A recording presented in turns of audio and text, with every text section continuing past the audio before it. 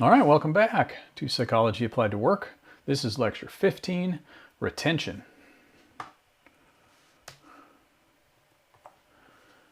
All right, we finished up lecture 14 where we were talking about recruitment and finding talent. This was for chapter 5. Lecture 13, I believe, was under 30 minutes, and lecture 14 was around 40 minutes. And I suspect that this lecture will also be a nice short one. And I'll almost have paid you all back for my lectures that went over. Maybe not quite, but that's what the speed button's for. So you can listen to these at however fast that you can properly comprehend them. So when we talked about recruitment, we introduced this concept of the most qualified. We talked about supply and demand, scarcity and gluts in the labor market. We talked about sizing your nets, how hard do you work and to recruit people, and what are factors that you can control and not control that can dramatically affect how hard you need to work for recruitment. What are some ways that you can partner with consulting firms, utilize social networking sites and that sort of thing to augment your recruiting efforts? And then how does one go about trying to be the employer of choice? Today, for lecture 15, which is a bonus lecture, unlike other bonus lectures, I'm not gonna, there'll be no physics, or a whole bunch of evolution or complicated abstract concepts. This bonus lecture will still be a very practical lecture. It's just, I believe this is a topic that should be covered. And this is the chapter 5. We're talking about hiring and recruiting is about the right pairing for this topic of retention, because retention is a very important topic that organizations often don't do a good enough job on until it's a real problem. So we're going to talk about keeping talent and first impressions, retention programs, formal and informal, the use of surveys to try to help with retention, and how exit interviews can help with keeping the people who haven't exited yet. All right, so keeping talent. Obviously, organizations look to keep the talent they have that is performing. So performing talent. What do we mean by that? Well, sometimes organizations run out of money.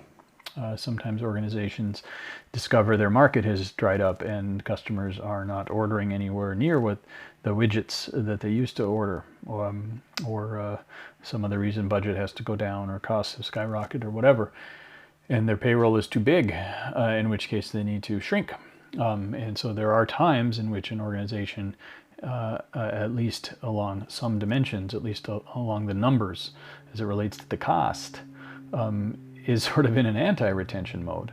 But when an organization is in a anti-retention mode, I don't think that's a term people use, but I'm using it.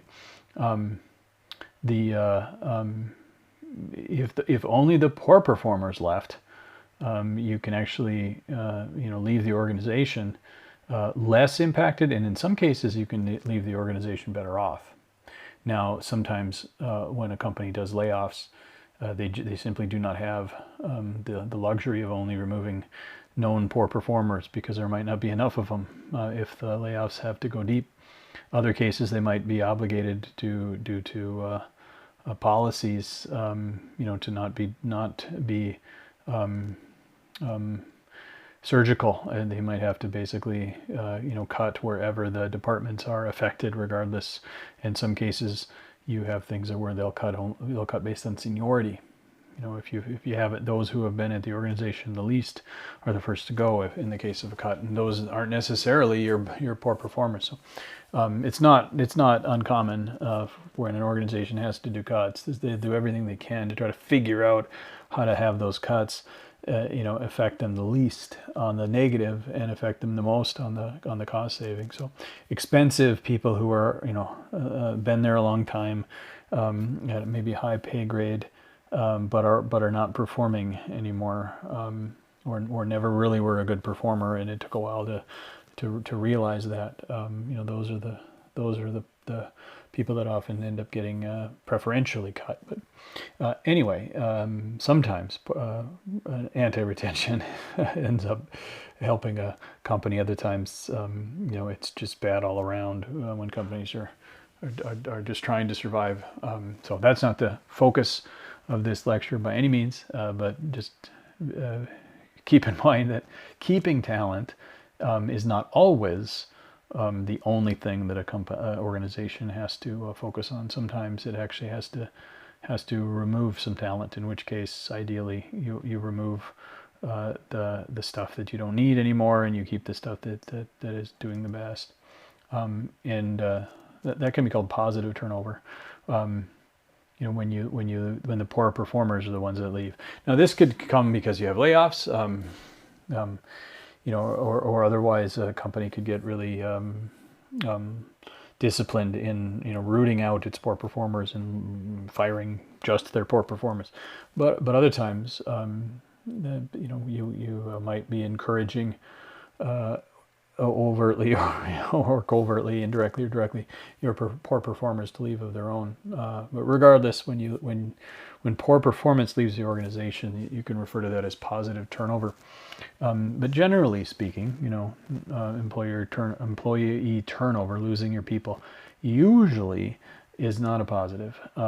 Usually it's a costly thing. The estimates are that having to backfill somebody, this is assuming that the loss is not because of the market loss and the company doesn't have any money and it can't hire. This is like somebody quit and now but you have to still do that work.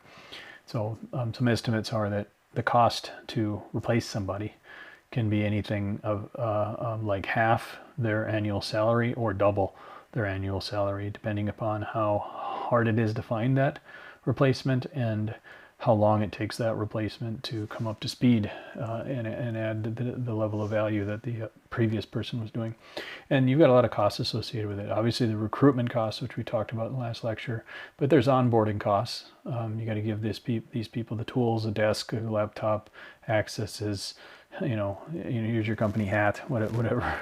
And then often there's a lot of training involved in all of that, drains resources. And then there's usually a great deal of domain knowledge that employees have. They know their job, but then they know all sorts of other stuff, and they know all sorts of other people, and they know where the bodies are buried and how the real process works, and how to open up the stuck file door, so to speak. And you lose that too, and those often are things that aren't counted in job analysis. They take years to accumulate, and when those walk out the door, it's an expensive loss. And then new employees come in. I mean, they don't have the existing networks, they don't have this trusted relationships, and they have to build those. And building up those networks, and building up that trust, and building a reputation where people will listen to you and are willing to put their time and effort into something you're working on. That can take years, and so turnover is a expensive deal, generally speaking. The other painful thing about turnover, when it's unintentional turnover, when it's people are leaving, you don't want them to leave. Oftentimes the people that leave are the ones that have the most marketable skills. Sometimes people can't leave because there's only one employer for their particular field in their hometown, and they are committed to their hometown for various reasons. In which case they might be great performers and be not likely to leave. But oftentimes the people that leave are showing initiative, they're taking a risk, and if they're doing that, that's usually because they've been offered something that's more rewarding, and often if they're offered something more rewarding, it's because they had marketable skills. So sometimes you lose, you end up losing your best. If you end up with a retention problem, and that's extra costly.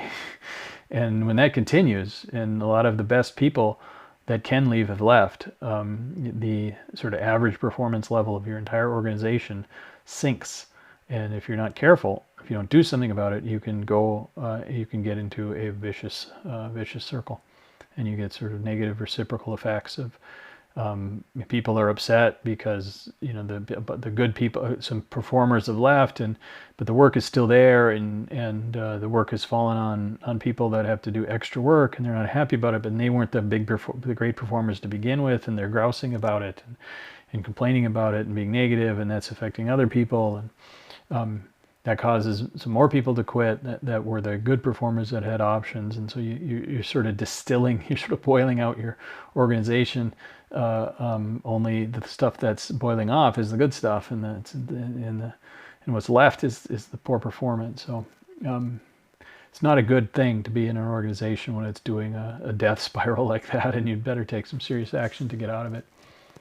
All right, so one of the things in terms of managing retention is starts at the beginning. I mean, it starts at the recruitment process. You just smile and nod and don't lie about the organization. But once you've made a hiring decision, you're still doing first impressions. You're obviously, a first impression might be when they first see your brand, first see your organization, when they maybe see a posting, and then everything else is sort of a different type of first impression until they're fully into their role. So your organization has a reputation, and so does working there make people feel proud, or are people kind of embarrassed about working there? Or are they indifferent, or is it really a blend of things? And that creates an impression on people who are first thinking about coming to work there. What is the experience people have when they're being recruited? Kind of like dating. Both sides often put on their best face, and that's kind of understood. At least it's understood as a hiring manager. I understood that people I'm interviewing are putting their best face forward, but oftentimes the companies sometimes. Try to put on a really good face, and if that experience doesn't match, when they actually go and work there, then that feels like a bit of a betrayal, and that hurts trust. So that overall onboarding experience, you've been hired, you got a start date. Okay, did you get a laptop on day one or even beforehand? Did it work? Or did you log in and you can't get access to any of the company's or organization's files? Do you have a place to sit? Do you have the necessary tools to do the job? Are you getting introductions to people? What is the first work that's put on your plate? All those things as part of the onboarding experience can be positive, negative, or a mix. And if you want to retain people, you want to start them out strong, make that first impression solid, and do what you say you're going to do for them. Social bonds, when people are first coming at the organization, does the hiring manager welcome you? The hiring manager smiled and took you to maybe took you to lunch on the day you interviewed, and called you to give you an offer and all that. Well, on day one, does the hiring manager actually show up? Does the hiring manager check in with you? Do other leaders in the organization come and talk to you? Do peers come and talk to you? What does that overall feel like? Now you're in a new team. Well, do people look at you like, who the hell are you? Or do they welcome you? How affiliative is this organization? And that can be hugely impactful on how you feel about the place. And starting out strong really matters. And then organizations can actually have formal and informal programs deliberately designed to improve retention. So one of those is recognition programs. Being recognized for achievements, being recognized for being part of successful teams, and those things can involve bonuses. Those things can just involve appreciation plaques and appreciation lunches, and or just shout outs. Hey, at a meeting I want to say a big thank you to so and so because that he or she really pulled out all the stops to finish that my project, and it wouldn't have come through without them, and they didn't have to do it, and it just underscores what a hardworking, committed person so and so is. People feel good when they often get that kind of attention from their organization, and certainly from leaders, and certainly from peers. So recognition programs. There's lots of ways to do recognition, and people have not everybody likes to be recognized the same way.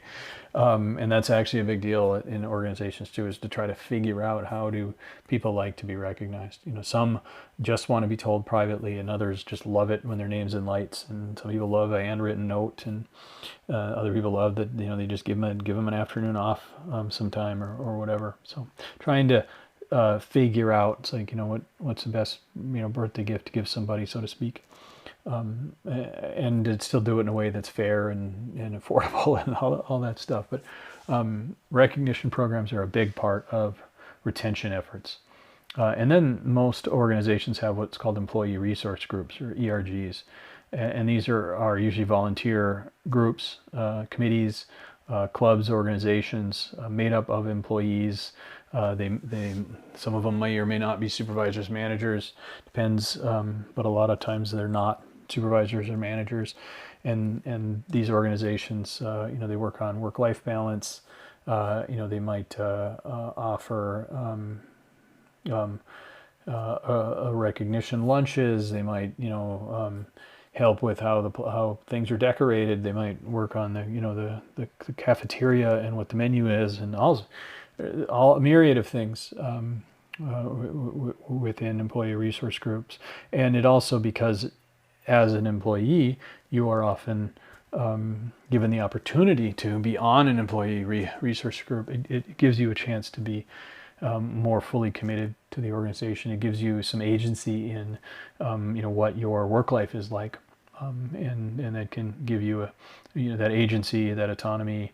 Can make you feel like you're more in control, in locus of control, so to speak. A lot of things that come out of ERGs, and many organizations have formal ERGs. Training and development programs, helping people with careers, training them to help do their job better, training them to help them with their next job. These are kind of like rewards. But they are ways in which an organization invests in you as the employee, and they're making you better. And by giving you more experience, training you on things, those things travel with you, so to speak. Oftentimes, if your employer spends time and money to make you better at something, often it feels like you're recognized for your talents. You're often more appreciative of it, and you're a little more likely to stay, all things being equal. So that can come in the form of tuition reimbursement. If you wanted to go back to school, and your employer will pay for the cost of your classes, or may allow you to take some time to just do training days, or may have like formal coaching programs. Lots of things that fall under that. And then brand building activities. What are in this case, this doesn't have to mean a brand in a marketplace, formal marketplace like a store. This is like what is your organization's brand, and what activities can you do to elevate that brand, so people that are working there feel more prideful about that organization. There's other employee organizations and programs as well, various ways to help with networking. There's things like community of practice. Let's say you have a certain skill set for your team, but you're the only one on the team that has that skill set. But there's lots of other different teams in your organization, and so there's a bunch of other people spread out around the organization that have your particular skill set. Well, you can make a community of practice in your organization that gives a place for the people that have certain types of skills to cross-pollinate, share best practices, just talk to each other, and know that there's other people that are sort of in their same boat, and and basically help formalize networks along all the relevant dimensions. So all of those things help to connect people to the organization, make them feel good about it, make them feel good about the future, vest them. So that's really, solidifying an in-group and making a nice, coherent, binding narrative. So do all that really well, and you improve your retention, you keep your talent. All right, another thing that's quite common is deliberately asking people, So surveys are everywhere, which you have a survey attached to your receipt on something at a fast food place or wherever, and or you'll buy something and the clerk will say, if you go to this website, you'll get 10% off your next whatever if you fill out this survey. And so surveys are things that you can take action about because they're stuff your customer said, or in this case, there'd be things your employees said. So having an employee survey is becoming more and more common. So they're quite useful. They're ways you can ask targeted questions, and you can aim those questions at how motivated are your people, how engaged are they, how satisfied are they in their jobs. So in that regard, they're quite useful. It also is very useful for leadership because now they have like metrics. Okay, you figure out a way to quantify job satisfaction by asking people, how satisfied are you in your job? Very moderately, a little bit, not much, not at all. Often like a 1 to 5 thing. It's very, very positive, very negative, and then you can score that across all your employees, and then you can do the survey every year and see are you going up or down. And those are useful metrics for leadership to identify what is working well and what isn't working well. So in this regard, surveys are very useful things. Or maybe they're useless because surveys get used too much. And companies go overboard. They hold on to them too tightly, so to speak. They fall into the trap of the explicit over the implicit. They fall into the left hemisphere Western culture trap that only that which can be explained is the real world. And you start to feel that what is said in the surveys is a true reflection of reality, when in fact these are contrived questions. Answered, in some cases, they're usually anonymous, but oftentimes they aggregate within your direct manager. So if you were a team of like 8 people that all work for a supervisor, oftentimes that supervisor will get the aggregate score. And if all of you are dissatisfied, that the supervisor is going to find out. And if your supervisor is a terrible supervisor and really vindictive, you might actually not give the right answer. You might say things are better than they really are because you don't want to deal with the crap. Because people know what surveys are and people know the ramifications of surveys. So in both directions, to overuse of surveys, and I would say that organizations have dramatically overused surveys to the point where people are gaming them. People are deliberately, they're answering them the way they think they're supposed to be answered, and leaders are responding to the results in ways that sort of are manipulative to get the better results next year. So people are looking for certain scores. So it's not uncommon to say, hey, the employee survey is coming out next June, and this past year, we got a job satisfaction score of a 4.2 out of 5, and our senior leaders are committed that we're going to get a 4.3 out of 5. And remember, they've reduced the cost of coffee. So I'm sure you're all a lot more engaged now. So you end up having like the score on a survey becomes the thing everybody's living for. And these things get a life of their own. And somewhere along the way, you forgot what you were doing the survey for. You forgot what you were trying to do. You were trying to get the people to give you their best. You were trying to make your organization a better place so that people wanted to work there, wanted to have people that they know would do a good job come and work there too. They wanted to be highly engaged and fully committed and all of that stuff. Somewhere along the line, people have forgotten sometimes that that's the goal and not the survey score, and they get obsessive about survey score because that's the thing you can control. You'll often, we're data. We believe in data in this organization, and we manage according to data. And all right, this is a bonus lecture, so I get to go on a bit of a rant here because you will run into this. Especially if you pay attention to it, you'll hear people proudly talk about how we're a data-driven organization. and we don't make decisions, we don't make subjective decisions. We don't make decisions based on anecdote and how people feel and that sort of thing. We are an objective, process-driven, data-driven organization, and that's how we make our decisions. And okay, it's not an either or.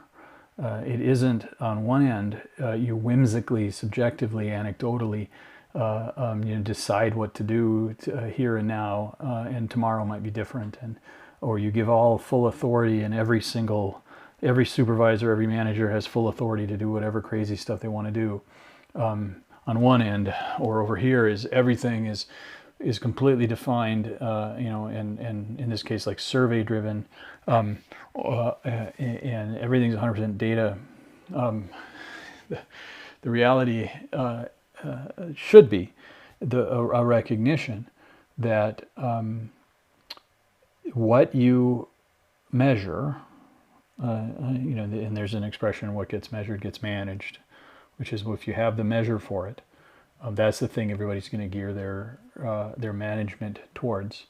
And if you push for a certain score on a survey, for instance, things will happen to try to make sure that you get that score. Whether that score is reflective of anything real or not will start to fade. So data-driven organizations sound good, and it's usually with good intentions, and compared to the straw man. That they're usually trying to say that they're not, which is this a whimsical, totally subjective organization, sure, but the reality is the world is more complicated than we can understand. We have bounded rationality. The explicit, the thing we can explain, the thing we can say is objective, the thing we can measure, is always a reduction of the complexity. And if you're trying to figure out how committed your people are, and you ask them, how committed are you? 1 to 5. 1 being not very committed, to 5 being really committed. You have a number when you're done, and you can average that number. But did that really encompass what you were trying to get at? Or did you make a cartoon simplification? And I would suggest to you that there is value in asking those questions. There is value in being a transparent, reflective organization that wants feedback from their employees. There is a lot of value in giving your employees a voice, and then there's a lot of value in trying to respond if these scores end up lower than you thought. But you should also recognize that these are gross oversimplifications, and they're not encompassing of all the ways in which somebody is or isn't fully engaged in an organization. If you simply, ask them a few questions, and so hold on loosely. Recognize it's more complex than you can create a set of questions around. And if you're going to say you're a data-driven organization, what do you mean by that? And does that mean that you do away with the value of somebody's implicit judgment? If somebody's worked for an organization for 30 years and they're very smart, or they've accumulated, and that's not necessarily an IQ thing. They've accumulated a great deal of wisdom, and they've been fully committed to this organization. They've seen the ebbs and flows in the market and other things within the organization. They've seen a lot of things go well and a lot of things go badly. And you're trying to do some initiative, and you want to measure how well this thing's being perceived. And so you're going to develop some scoring system because you're a data-driven organization.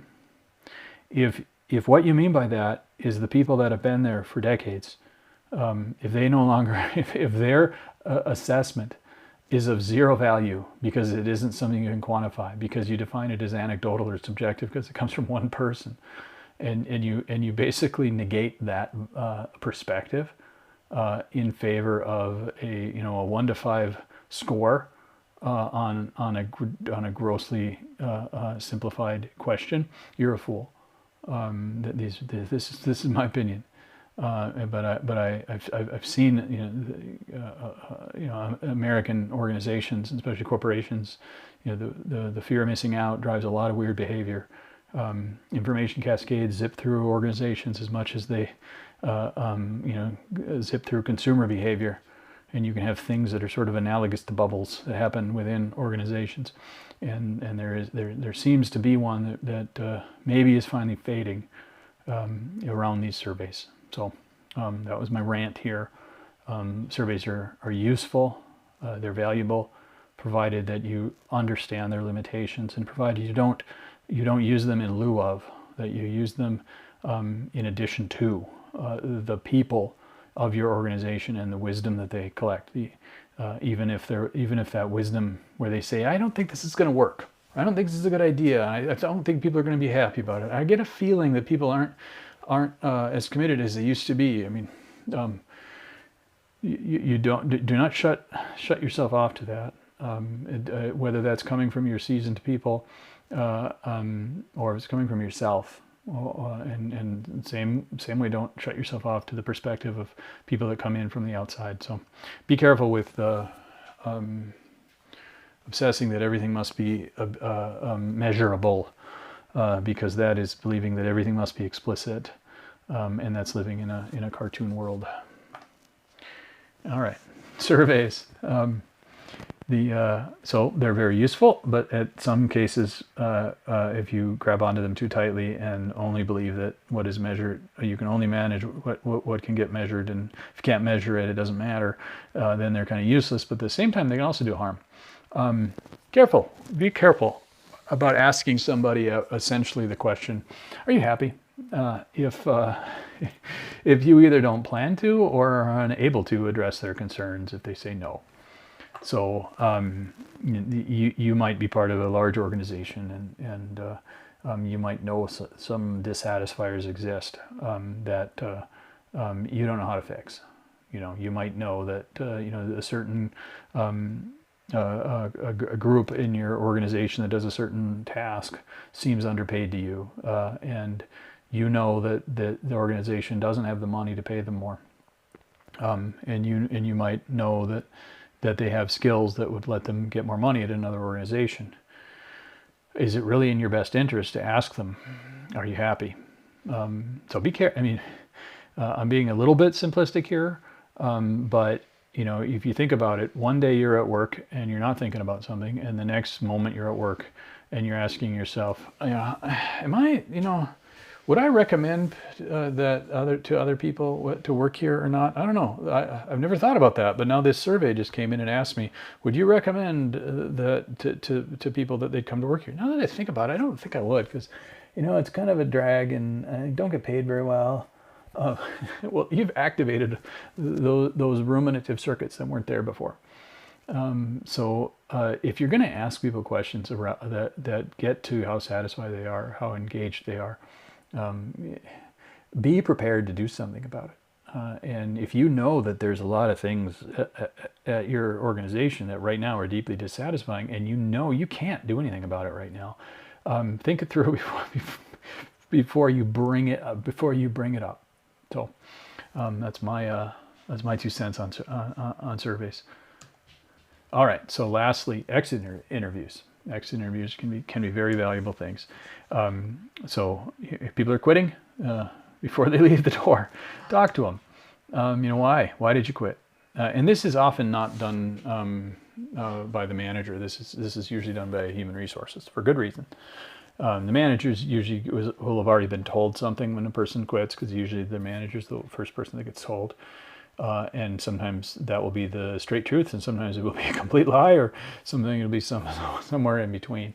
And having HR do it, where HR is usually trained, HR might be a little bit less biased both ways. They might be they're a little bit more likely to be viewed as a sort of an even, it's like a third party almost, where if a person's quitting and they quit because they hate their manager, Well, they don't necessarily hate the HR person asking them why you quit, and so they might be a little more forthcoming. So typically it's done with HR. It's typically formalized. There's typically a set of questions, and it's typically documented. So, what do they like or dislike about the job, about the work environment, about their manager? And sometimes that's the only time you might get an unfiltered filtered answer. Not always, but oftentimes that's like the one time when somebody actually told the organization what they really think. And there's some sadness to that. As an autistic person, it usually takes a great deal of effort to not say what I really think about stuff, because honesty is a gift, and sugarcoating something, to me, seems like a immoral action. It's a weird thing. It's common to many autistic people, but for most people, because of that whole empathy circuit and not wanting to upset people, they gloss over stuff until they reach a break point. And some people don't ever say anything until they quit. And so getting them at the exit interview is a chance to get some feedback. But be careful when you're doing an exit interview, not to overgeneralize, not to take because one person. This is that whole, we're a data-driven organization because we don't deal with subjectivity. Well, here you're getting something very subjective, and you're getting it very anecdotal. This is a person, so be careful to. What you're being told is a legitimate narrative. Somebody is sharing their experience, and unless they're deliberately lying, what they're sharing is a real thing that should be recognized. But before you project it forward and assume that because this person had this bad experience, therefore everybody on the team is having that bad experience, be careful. And it should make sense. We understand that not everybody gets along with everybody else. You probably have a circle of friends where two people don't get along and can't be together, but you're friends with both of them. And we sort of process that very well. So be careful. Don't extrapolate. Don't multiply a problem beyond the person. But don't ignore it, because often that's an important clue. Some cases people will say something in an exit interview that you're like, holy crap, I got to take action on this. This could get us in trouble. There's some discrimination or some dishonesty, some lack of integrity, some malfeasance. If you get something like that, a true accusation, you have to take action, at least at the investigation level. But the other thing is, even if it's one person and it's anecdotal and this person's upset, and this person maybe said, I just can't stand it here because so-and-so's out, doesn't appreciate me, this being their manager. They're always taking credit for my work and this or that. And then you talk to that manager and you say, well, this person really didn't show up very often, and this person didn't get along with everybody. Okay, so then you recognize that as one event. Well, over time, if you end up doing multiple exit interviews in a bigger organization and over a longer time scale, sometimes you'll see a pattern. And then you'll sometimes then discover, we've got a problem here. We have a problem in this particular organization. We have a problem with this particular manager. We have a problem with a policy, and we're not hearing our people.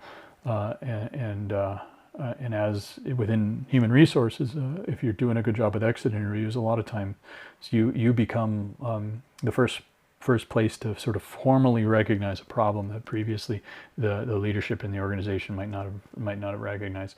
So done properly, exit interviews can be extraordinarily valuable things, but sometimes people are in a job and they come to hate the job and hate the organization. And they leave, and the last thing they ever want to do is see that organization again, because it's been nothing but stress and pain and disappointment for them, and they're so excited to go to the next organization that they don't think is going to have any of that, and then they do an exit interview and they don't say any of that because they don't want to complain, or they don't want a bad reputation, or they don't want to burn a bridge, they will fear some sort of weird retribution somehow or otherwise. But so you don't always get the unvarnished truth in an exit interview, and people doing exit interviews that are trained for it, they understand that, and there's things you can do to try to coax a balanced perspective. You're not trying to validate somebody's complaints, but you're trying to validate, sort of. I mean, you're not trying to. If somebody, they quit and they're saying, I don't trust so and so. I wouldn't trust so and so, and even further I could throw them, and blah blah blah. And you got to watch out for that person. Obviously, you don't say, oh, that's probably true because you said it. And I fully 100% agree with you if they're talking about some stuff that's integrity related. You don't want to tell them you don't believe them. In fact, that's the wrong answer, period. You keep an open mind and investigate it, but you can understand that what you're trying to find is a pattern. If there's accusations involved, you need to find evidence. Some of these things can get pretty tricky. And some of these things, if there's integrity accusations involved, there's brand equity, there's brand damage that can be involved. There could even be law violations involved, depending on what's going on too. So you tread carefully and professionally with training, but exit interviews can be valuable things. When you're trying to get somebody who might not want to share, but you really sense there's a reason that this person quit, just tell them. Say, this is your chance to talk to us before you leave. There's something if you wanted to share, keep in mind that if you share something with us, maybe it'll actually help us make our organization better. Okay, that's it. Another 40-minute lecture. I would be delighted to hear what aspects of that lecture you thought was most interesting, any area that you thought I could go into in more detail, anything that was confusing. We talked about retention. Obviously that means trying to keep the talent. Talked about the importance of first impressions and the various ways in which you make a first impression. We talked about the ways you can have direct, formal and informal retention programs. We talked about surveys, and I went off on a rant, or whatever you want to call that. That was my opinion based on my lived experience. Watching surveys be something that I never encountered in my life, to things that I seem to encounter all the time, and that have developed a bit of a life of their own, and that have become an example in which the explicit has not only emerged more important than the implicit, but that the explicit actually denies the existence of the implicit. But I get to talk about implicit and explicit in bonus lectures. You won't have it on a test question. And then the value and the challenge of exit interviews.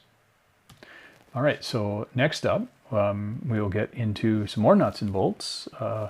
A performance appraisal. How do you appraise somebody's performance? And in this case, we're going to talk about the methods. This is part of chapter 6.